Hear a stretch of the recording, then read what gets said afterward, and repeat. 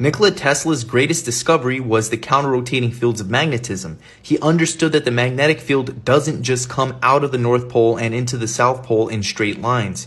He knew that the magnetic field swirls out of the North Pole and into the South Pole and swirls out of the South Pole into the North Pole. The atom is a whirlpool of energy, and the human energy field works exactly the same way. That's why the first man was named Adam, because every atom is polarized with a north and south pole. Therefore, collectively, we have one north and one south pole as a giant atom. When you break a magnet into a million pieces, each atom is a miniature magnet with a north and south pole. The inner volume of every atom is magnetodielectricity or diamagnetism, which is magnetism and dielectricity collectively, which is the repelling and attracting forces of a magnet. That is the yin and yang, compressions and rarefactions of the medium. And that is what we call the ether working in dynamic polarization against itself. The current model and concept of an atom is incorrect. The true model is that atoms are not particles. They are torus fields of pure energy. It's called dielectricity and magnetism, the conjugate binaries of the universe. Atoms are torus fields of pure energy. The dielectric field is information. It's also called counterspace. It's the non-Cartesian nexus of life where everything springs from and returns to. It's also called the ether. And Nikola Tesla said that all things come from the luminiferous ether. The ether is the dielectric field.